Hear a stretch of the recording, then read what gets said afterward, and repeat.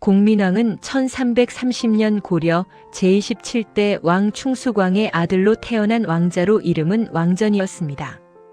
그는 고려 왕실의 적통 왕자로 태어났지만 당시 고려가 원나라의 간섭 아래 있었기 때문에 12살이라는 어린 시절 원나라 연경에 보내져 숙이라는 명목의 사실상 인질 생활을 하게 됩니다.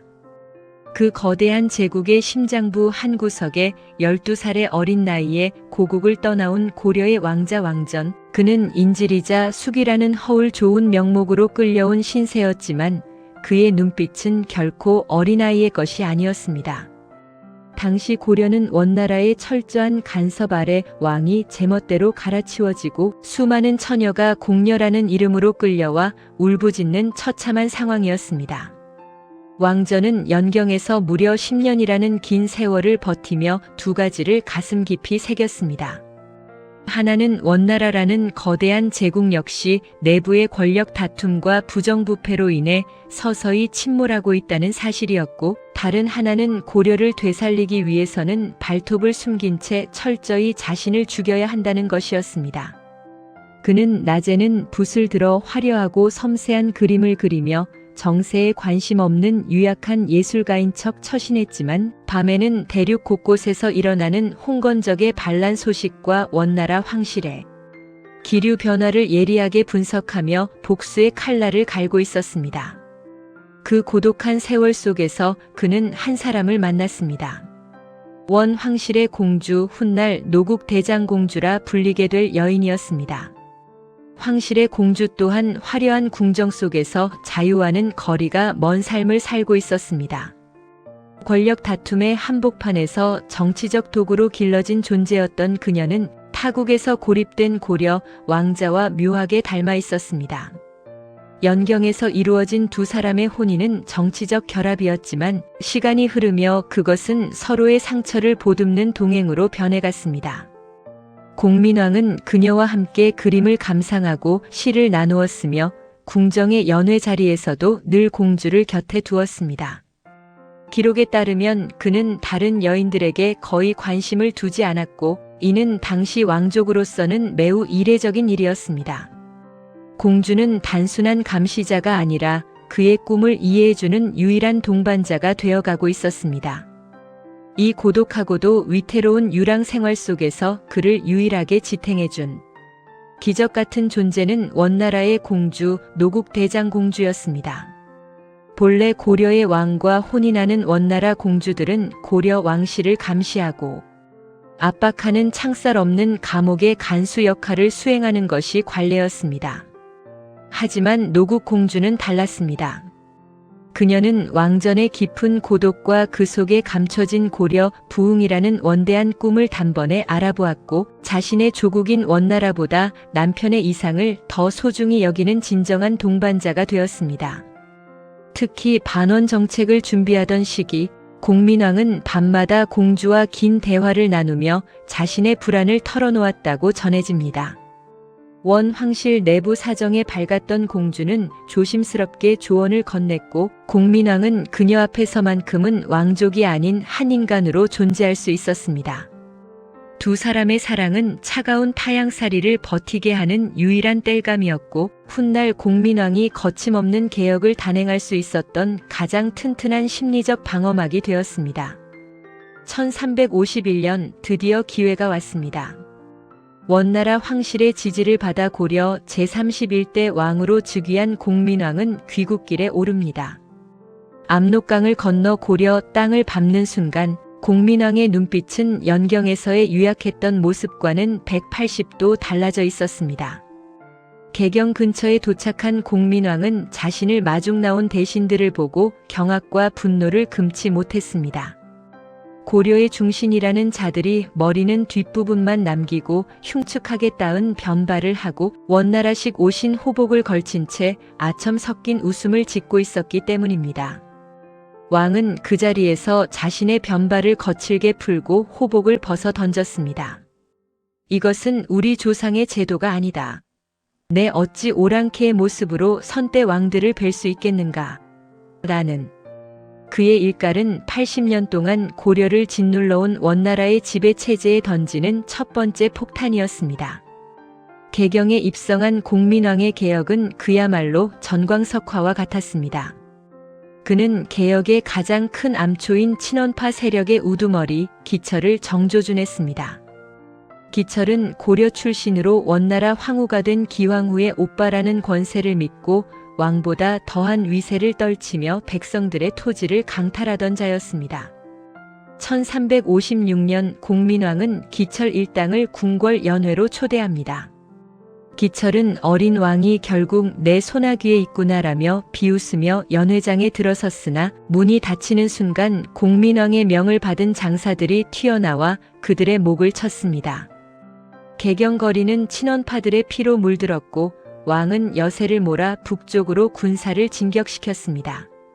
원나라가 강탈했던 영토인 쌍성 총관부를 무력으로 탈환하며 잃어버린 땅을 되찾은 것입니다. 이때 이성계의 아버지 이자춘이 성문을 열고 투항하며 훗날 조선을 세울 이성계라는 인재가 고려사의 전면에 등장하게 됩니다. 하지만 개혁의 길은 순탄치 않았습니다.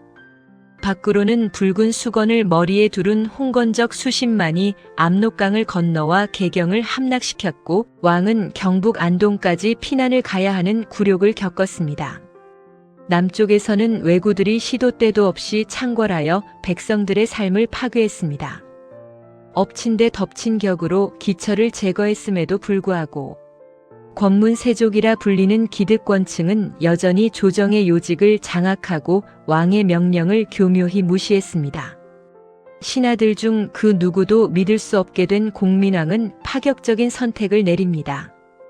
아무런 연고도 욕심도 없는 천민 출신의 승려 신돈을 발탁하여 그에게 모든 전권을 위임한 것입니다. 신돈은 전민 변정도감을 설치하여 권문세족들이 강탈한 땅을 주인에게 돌려주고 억울하게 노비가 된 자들을 해방했습니다. 백성들은 신돈을 성인이라 추앙했고 공민왕은 비로소 자신의 꿈이 실현되는 듯한 희망을 느꼈습니다. 그러나 신돈의 등장은 단순한 영웅 서사의 완성이 아니었습니다. 그는 불교 승려였고 유교적 질서를 중시하던 사대부들에게는 불편한 존재였습니다. 급진적인 토지 환수 과정에서 기존 문서 체계가 흔들리며 행정적 혼란이 발생하기도 했고 이해관계가 복잡하게 얽힌 사건들은 새로운 갈등을 낳았습니다. 권문세족은 이를 빌미로 신돈이 나라를 어지럽힌다는 소문을 퍼뜨렸습니다. 신돈 역시 왕의 절대적 신임 속에서 점차 독선적으로 변해갔고 비판을 차단하려는 모습을 보이기 시작했습니다. 그의 개혁은 분명 성과를 거두었지만 동시에 정치적 고립을 심화시키는 양날의 검이 되어가고 있었습니다. 그러나 하늘은 공민왕에게 끝까지 미소 짓지 않았습니다. 1365년 그의 영혼과도 같았던 노국 공주가 난산 끝에 세상을 떠납니다. 공민왕에게 그녀의 죽음은 단순한 아내와의 사별을 넘어 자신이 구축해온 우주가 통째로 붕괴하는 사건이었습니다. 공주가 숨을 거둔 날부터 왕의 시계는 멈춰버렸습니다. 그는 며칠간 식음을 전폐하고 통곡했으며 직접 공주의 초상화를 그려놓고 마치 살아있는 사람 대하듯 밥상을 차리고 밤새 대화를 나누었습니다. 정치적 야망은 사라지고 그 자리를 공주의 너클 기리는 거대한 사당을 짓고자 하는 집착이 채웠습니다. 무리한 토목공사로 국고는 텅 비었고 강제로 동원된 백성들의 원망은 하늘을 찔렀습니다. 생전의 노국 공주는 왕의 분노를 누그러뜨리고 극단적 결정을 제어하는 완충장치와도 같은 존재였습니다. 그러나 그 균형추가 사라지자 공민왕의 감정은 제어장치를 잃었습니다. 개혁의 칼날은 녹슬었고 왕의 눈에는 총기 대신 광기와 슬픔만이 가득 찼습니다. 슬픔은 곧 의심이라는 도구로 변했습니다. 공민왕은 자신이 그토록 신뢰하며 권력을 몰아주었던 신돈마저 믿지 못하게 되었습니다. 권문세족들의 이간질과 신돈 자신의 오만함이 겹쳐지자 공민왕은 결국 자신의 손으로 발탁했던 개혁의 파트너를 영모죄로 몰아 처형합니다.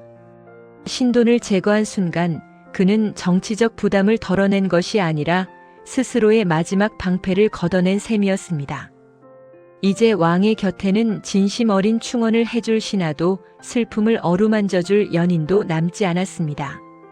극한의 고독 속에서 공민왕은 점점 더 기괴한 행동을 보이기 시작했습니다. 그는 미소년들로 구성된 자제위라는 집단을 만들어 그들을 곁에 두고 쾌락에 탐닉했습니다. 심지어 후사가 없다는 압박감에 시달린 나머지 자제위 청년들에게 자신의 후궁들을 범하게 하여 아이를 얻으려는 상식 밖의 명령을 내리기에 이르렀습니다. 1374년 9월의 어느 어두운 밤 고려의 운명을 바꿀 참극이 벌어집니다. 술에 취해 깊이 잠든 공민왕의 침전에 칼을 든 자제위 청년들이 들이닥쳤습니다. 그들은 한때 왕이 가장 아끼고 신뢰했던 소년들이었습니다. 후궁 익비가 자제위 홍륜의 아이를 가졌다는 사실이 밝혀지자 비밀을 영원히 덮기 위해 관련자들을 모두 죽이려 했던 왕의 계획을 미리 알아차린 그들이 생존을 위해 먼저 칼을 뽑아든 것이었습니다. 왕은 비명 한 번 제대로 지르지 못한 채 자신이 아꼈던 이들의 칼날 아래 처참하게 살해당했습니다. 대륙의 인질 생활을 견뎌내고 기철의 목을 치며 쌍성 총관부를 되찾았던 불세출의 영웅 공민왕은 그렇게 허망하고도 비극적인 종말을 맞이했습니다. 공민왕의 개혁이 결국 실패로 끝난 이유는 무엇이었을까요? 수많은 역사가는 그가 너무나 이른 시기에 자신의 유일한 정신적 지주였던 노국 공주를 잃었다는 점을 첫 번째 이유로 꼽습니다. 그녀의 부재는 왕의 이성을 마비시켰고 개혁의 중심축을 무너뜨렸습니다. 또한 권문세족이라는 거대한 벽에 맞서 왕을 뒷받침해줄 신진사대부 세력이 아직은 뿌리를 내리지 못한 상태에서 신돈이라는 한 명의 개인에게 너무 큰 권력을 몰아준 전략적 실패도 뼈아팠습니다. 쉼없이 몰아친 외침은 국력을 소모시켰고 이는 결국 왕권보다 군사력을 가진 무인 세력이 득세하는 결과를 초래했습니다. 공민왕은 고려라는 낡고 무너져가는 집을 수리하려다 끝내 그 집더미에 깔려버린 비운의 설계자였습니다. 하지만 그의 실패는 결코 헛된 것이 아니었습니다. 그가 목숨을 걸고 되찾은 영토는 한반도의 북쪽 국경선을 확정짓는 토대가 되었고 그가 성균관을 정비하며 길러낸 이색, 정몽주, 정도전 같은 인재들은 훗날 조선이라는 새로운 시대의 밑그림을 그리는 주역들이 되었습니다. 동시에 우리는 그를 통해 또 하나의 교훈을 마주합니다. 개혁은 한 사람의 의지만으로 완성되지 않으며 그것을 지탱할 제도와 집단, 그리고 감정을 통제할 균형 장치가 필요하다는 사실입니다. 공민왕은 급진적이었고 때로는 감정에 휘둘렸으며 전략적으로 미숙한 선택도 했습니다. 그러나 그는 원 간섭기의 굴욕을 정면으로 거부한 군주였고 백성을 국가의 중심에 두려 했던 왕이었습니다. 고려의 마지막 불꽃을 태웠던 공민왕. 그의 삶은 찬란했던 시작만큼이나 시린 결말을 남겼습니다. 그는 실패한 왕일까요? 아니면 시대를 앞서간 외로운 개혁가였을까요? 어쩌면 그는 그 두 얼굴을 모두 지닌 인물이었을지도 모릅니다.